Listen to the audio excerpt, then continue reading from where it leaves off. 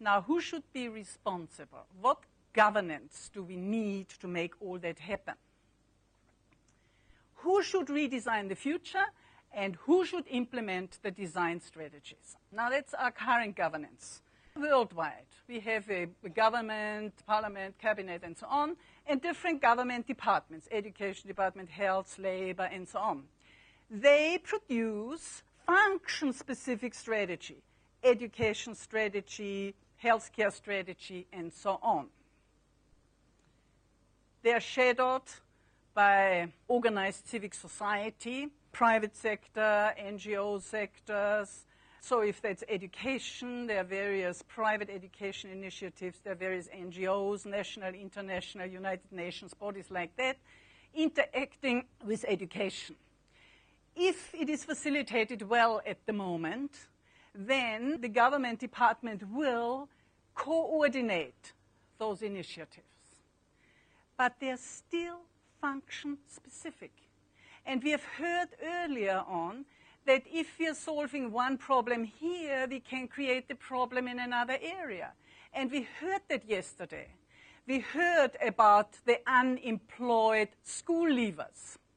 So the more education we are giving here, the more problems we create in the Department of Labor.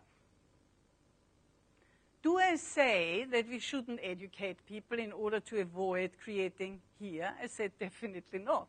But what I'm saying is we must design education in such a way that it also solves problems here. We have to design outward. So if we stay with education strategy, besides our function-specific education strategy, which obviously has to stay, we also need to redesign it in such a way that it makes a positive impact on employment, on health, on housing, on the environment, on energy, etc. How do we do that? We need stakeholder governance. In South Africa, we have a very good legislation about transversal planning. Transversal planning means that we are planning across government departments. But I believe we are doing it wrong. We have inserted hierarchies again. What we need to do is we need to assemble planning forums that do ideal design of a transversal issue. And we need, if that's the education department, for example, they need input from other departments, other sectors in the environment. Now, let me give you a little example. I'm at the moment also busy with the music industry. It's sort of a transformation of the industry strategy because there's huge potential in the creative industries for economic growth, etc. And they're a very creative bunch to work with. It's a lot of fun. So we had a couple of days ago a meeting where different stakeholders from the music industry were there, and the issue, amongst others, amongst many issues, the issue of education was raised. Now, I don't know what your picture of school music education is, but I'm thinking sort of the school choir and a few other people learning to tinker on the piano and that sort of thing. Well, my eyes got opened here from the industry. There's composing on computers. There is all sorts of body percussion and stuff like that. And why do we need music literacy? Because it feeds into our sound engineers, it feeds into our events managers, it feeds into a huge creative industry that is worth billions of dollars. I had no idea. I saw all these figures there, my eyes popped out. Now, somebody got up and said, why is the Minister of Education not here? And there was somebody from the Ministry of Tourism, Culture, Economic Development, etc. there, but not education. So it was noted when music education is going to be discussed, that will be in conjunction with the Minister of Education. In other words, the music industry, so if that's arts and culture, that industry can give input to the design. This thing there was not to tell Department of Education what to teach. The issue actually was accreditation of private bodies who are doing these and closer cooperation with education departments, etc. So if we are looking at it that way, then we get very rich inputs for new designs, but they need to be project-specific. So obviously every department or every industry in the country needs to have that. Now, what is the result of a design like that? As I said earlier, we get an ideal design, we make an implementation plan, we get a strategy, we do our little Paris to get alignment, all these things I've been talking about. And then, when the strategies are approved, every player gets a transversal strategy. So education will deliver its function specific, and it will have some new impetus, some new things it has to do on behalf of health, energy, or agriculture, any of these other. Likewise, a business, a private sector business that was participating there, say in the music industry, says, well, now we also have a cooperative strategy that we are working together with, say, the education department around music. So two sets of strategies. Budgets need to be allocated for both sets of strategies. And what will happen then, that people are mandated to actually do something outside their area of functional specialization, which at the moment they are not.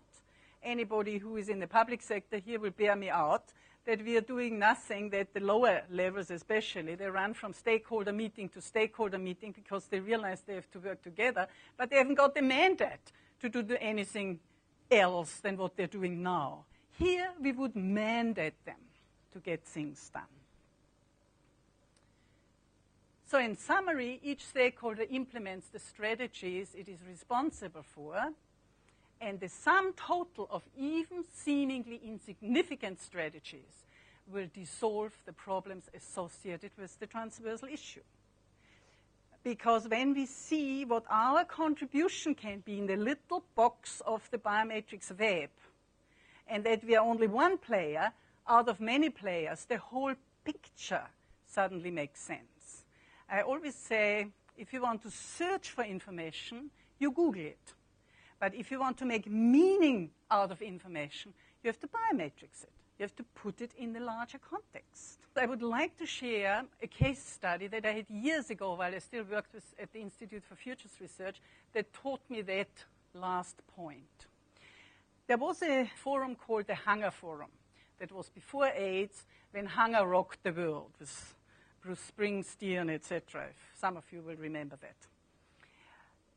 I attended one of those meetings, and what the speaker said is, in order to solve world hunger by the year 2000, we need to change our attitude. Well, that time I was into action. I said, what a nonsense that we need to change our attitude, we need to do something. So I was sulking. I went home. Just ironically that I tell you, you need to change your attitude before you do something. Anyway, so I went home, and I thought, okay, what can I do? Well, the least I can do, working for the Institute for Futures Research, I could find out what is the situation with hunger in South Africa. And to my horror, I discovered that 30% of children suffer from malnutrition. I rushed into Philip Spieth's office and told him that. He said, do a research project. So I did a research project on that.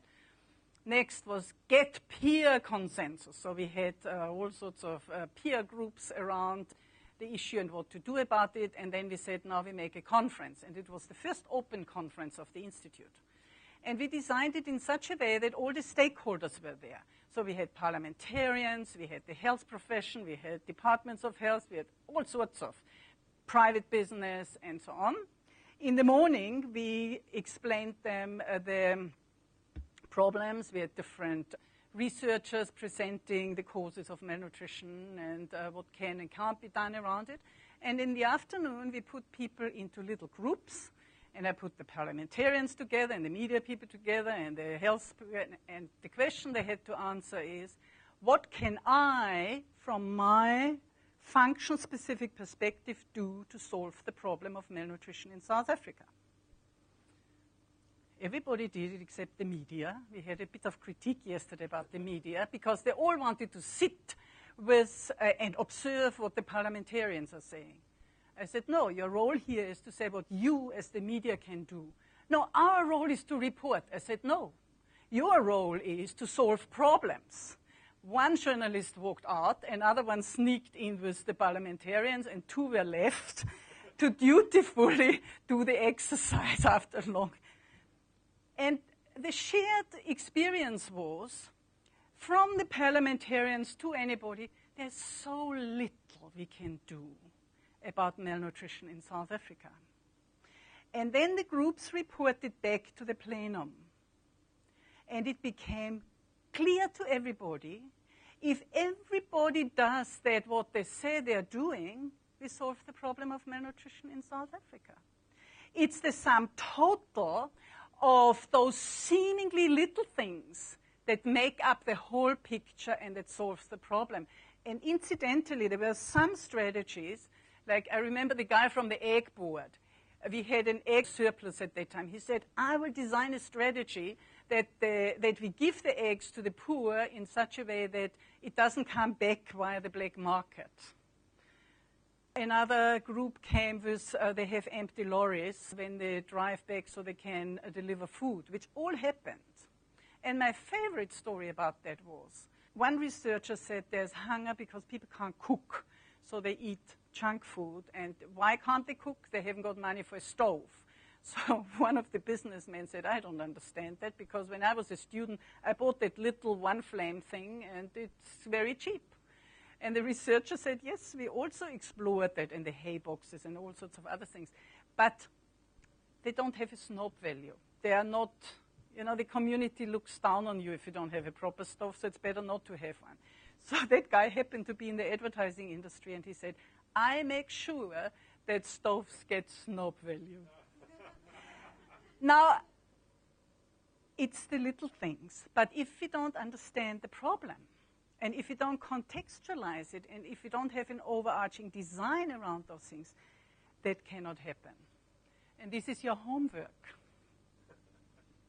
What is your contribution from your functional perspective to the dissolving of the collective problems?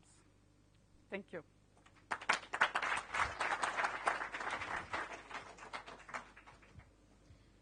Ladies and gentlemen, you've just heard one of South Africa's best thinkers. Let's give her another round of applause. Yeah. Thank you.